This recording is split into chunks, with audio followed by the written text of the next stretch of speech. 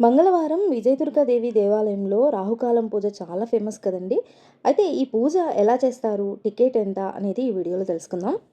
రాహుకాలం పూజకు టికెట్ 150 అండి. టికెట్ లేకుండా అయినా చేసుకుంటారు చాలామంది. నేనైతే టికెట్‌తోనే చేశాననమాట.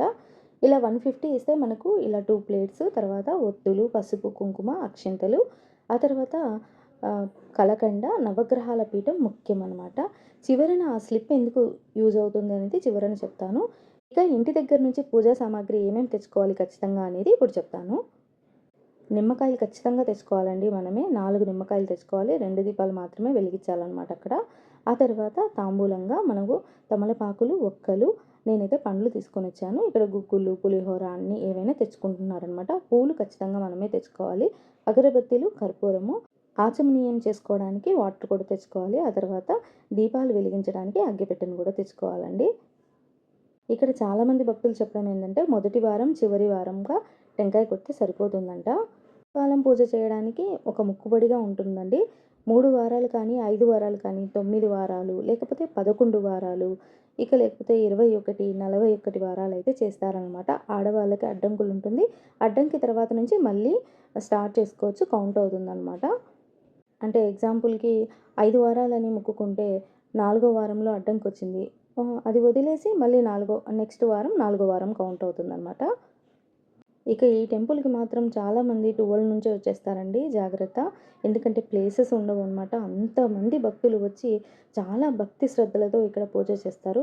ముందుగా అయితే మనం పేపర్ తెచ్చుకోవడం చాలా ముఖ్యమండి. ఎందుకంటే కింద పెట్టి మనం పూజ చేయకూడదు కాబట్టి పేపర్ పైన ఇలా పెట్టి నేనైతే పసుపు గణపతిని, ఆ తర్వాత గౌరమ్మను కూడా తయారు చేసేసుకున్నాను మొదటిగా. ఇలా ప్లేట్‌లో ముందుగా అయితే ముగ్గు వేసేసి, ఆ తర్వాత 2 తమలపాకులు పెట్టి గౌరమ్మని, గణపతినయ్యని ఇద్దరిని పెట్టానండి. మన పూజ చేయాలి కానీ పక్కన వాళ్ళు చాలా చక్కగా హెల్ప్ చేస్తున్నారు చూడండి. నేనొచ్చేసరికి లేట్ అయిందనమాట. దానివల్ల పక్కన వాళ్ళే నాకు హెల్ప్ చేస్తున్నారు. ఇక నేనైతే దీపాలు వెలిగించుకోవడానికి ఇంకో ప్లేట్‌ని కూడా సిద్ధం చేసుకుంటున్నాననమాట.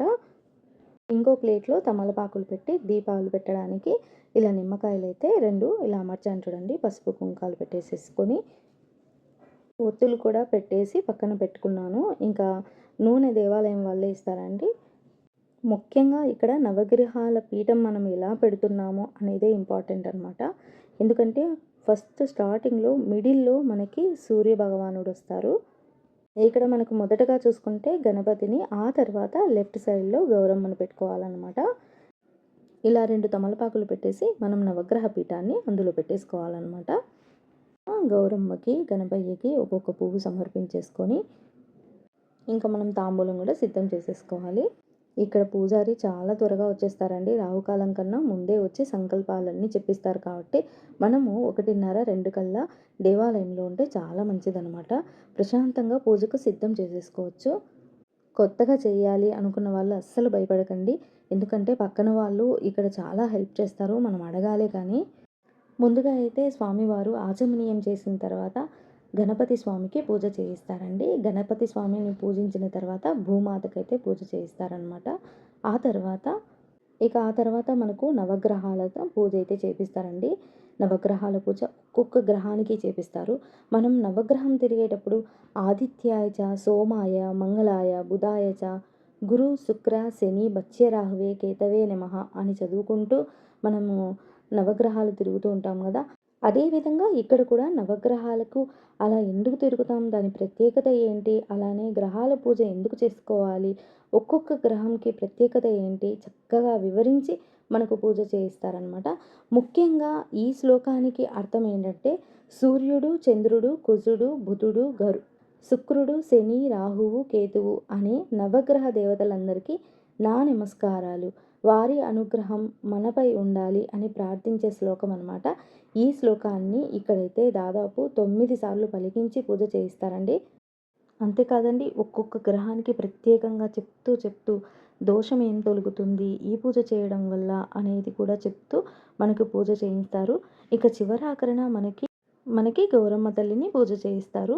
మనం గౌరమ్మ తల్లిని చేసుకున్నాం కదా! ముందుగా అయితే గణపతి స్వామిని, ఆ తర్వాత భూమాతని, ఆ తర్వాత నవగ్రహాలని, ఇంకా చివరన గౌరమ్మ తల్లికి పూజ చేసిన తర్వాత అమ్మవారి శ్లోకం చదువుతూ చక్కగా పూజ చేయిస్తారండి.